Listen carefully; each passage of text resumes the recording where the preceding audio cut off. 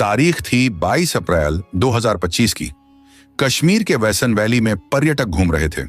नवविवाहित जोड़े हनीमून मना रहे थे कि तभी जंगल की तरफ से 3 आतंकवादी निकले। उनके हाथों में AK-47 और M4 कार्बाइन जैसी घातक राइफलें थीं।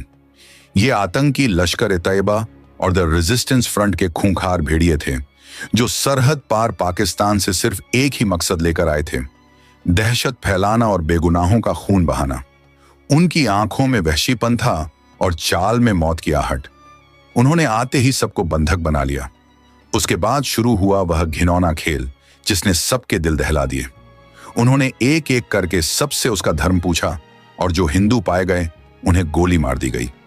कुछ लोगों ने बचने के लिए झूठ बोलने की कोशिश की, लेकिन उन दरिंदों ने उन्हें कलमा पढ़ने को कहा। उन्होंने लोगों के हाथों पर बंधी कलाई और माथे पर लगा टीका देखकर शूट कर दिया। यहां तक कि कुछ लोगों के पैंट उतरवा कर जांच की और जो हिंदू पाए गए उन्हें गोली मार दी गई।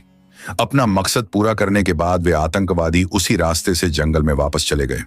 जब सिक्योरिटी फोर्सेस वहां पहुंची तो मंजर दिल दहला देने वाला था। हर तरफ खून बिखरा था, लोगों का सामान इधर उधर पड़ा था और हवा में एक भारी सन्नाटा था जो चीखों के बाद आता है। इंडियन आर्मी और जम्मू कश्मीर पुलिस ने तुरंत पूरे इलाके की घेराबंदी कर दी। कॉर्डन एंड सर्च ऑपरेशन शुरू किया गया, लेकिन घना जंगल और मुश्किल रास्तों का फायदा उठाकर आतंकी वहां से निकलने में कामयाब हो चुके थे। दिल्ली में भी हलचल तेज हो गई। साउथ ब्लॉक में हाई लेवल मीटिंग्स का दौर शुरू हो गया। प्रधानमंत्री और गृह मंत्री ने साफ कर दिया था कि इस बार सिर्फ निंदा नहीं होगी बल्कि कार्रवाई होगी, और वह भी ऐसी कार्रवाई जो दुश्मन की नस्लें याद रखेंगी। इंटेलिजेंस एजेंसियों को काम पर लगा दिया गया। रॉ और IB के अफसर 24 घंटे काम करने लगे ताकि यह पता लगाया जा सके कि इस हमले के पीछे किसका हाथ है और वे चूहे कहां छिपे हैं। शुरुआती जांच में ही साफ हो गया कि इस हमले का मास्टरमाइंड कोई और नहीं बल्कि लश्कर-ए-तैयबा का कमांडर सुलेमान शाह उर्फ हाशिम मूसा था। हाशिम मूसा कोई साधारण आतंकवादी नहीं था।